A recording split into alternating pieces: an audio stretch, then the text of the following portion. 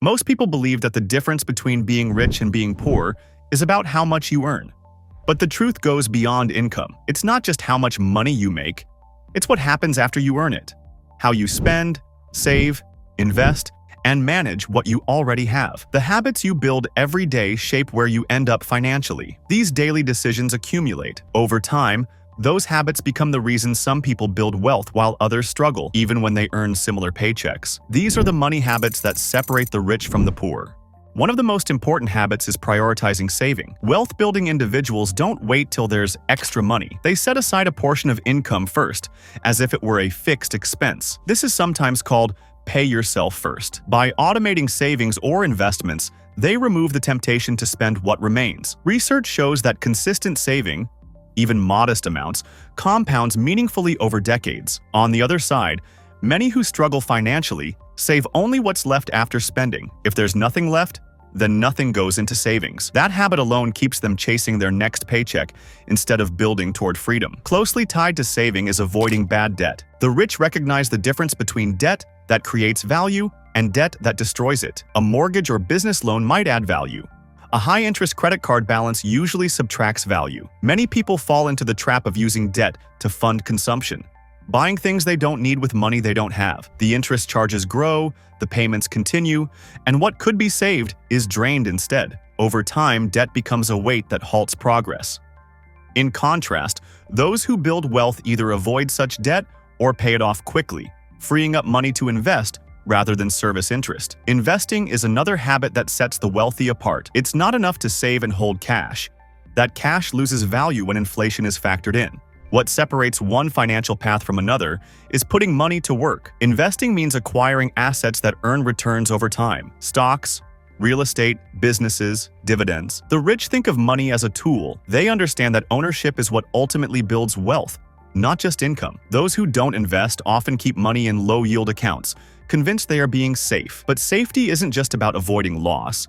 It's about staying ahead of costs, inflation, and opportunity. When money sits still, it loses ground. When it's invested, it earns and grows. A habit less discussed but equally powerful is thinking in terms of net worth and cash flow rather than just salary. Many people measure success by how much they earn, but income alone rarely leads to wealth. If your expenses rise as fast as your income, you may feel richer, but you aren't building much for the future. Wealth-building individuals focus on what they own minus what they owe. They monitor assets and liabilities. They look at how much is coming in versus how much is going out. When cash flow from assets exceeds expenses, true financial freedom begins. For those who don't build this habit, income becomes a treadmill. More earnings, more spending, no lasting progress. Another significant habit is continuous learning and adaptation. The wealthy don't assume education ends with a diploma. They study markets, investment strategies, tax laws, and even basic economics. They read books, attend seminars, seek mentorship. When opportunities or risks emerge,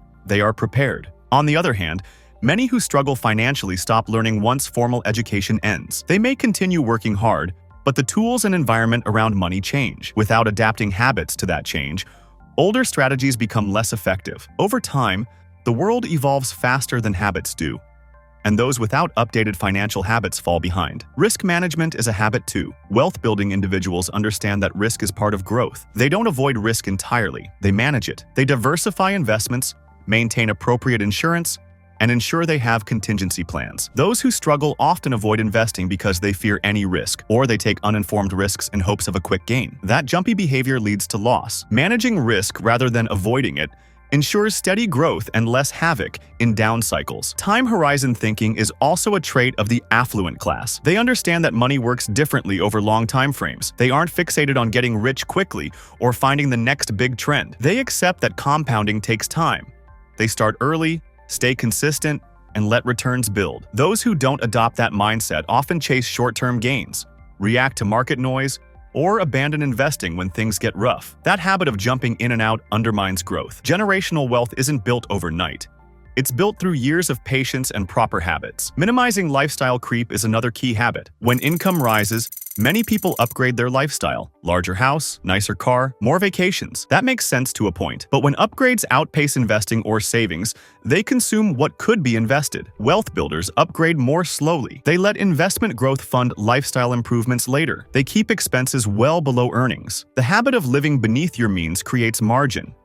Margin turns into freedom. Those without that habit often consume first and delay investing, and that order shift matters. Surrounding oneself with the right people is often overlooked but powerful. Wealthy individuals tend to build networks of people who challenge them, expose them to ideas, opportunities, and new ways of thinking. Financial habits are influenced by who you spend time with. If your circle repeatedly treats money as a short-term game, it's hard to hold to long-term habits. The affluent habitually maintain relationships where money, business, investment, and growth are topics, not taboos. The absence of that circle makes it harder to adopt and stick to wealth-building routines. Another habit, measuring and tracking progress in meaningful ways. Many wealthy people keep regular tabs on net worth, investment performance, savings rate, and liabilities. They aren't guessing how they're doing.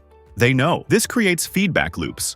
When you track, you adjust. Without measurement, habit can improve. Many people may feel, "I'm doing okay," but without clarity, they drift. What about giving and generosity? Wealth isn't just keeping money, it's also deploying it in ways that align with values. Many affluent people give time, money, or resources to causes they believe in. This habit matters because it reinforces a mindset of abundance rather than scarcity. It teaches purpose, which often supports better financial decisions. People stuck in scarcity often make fear-based decisions. Hoarding, overconsumption, risky playing. That shift toward giving can reflect and support healthier financial habits. Health and well-being are often overlooked in these conversations, but they matter financially too. If you neglect your health, you jeopardize your capacity to earn, make decisions, and live fully. Many wealthy individuals treat their health strategically. Diet, exercise, rest. It's not just about spending on a gym membership.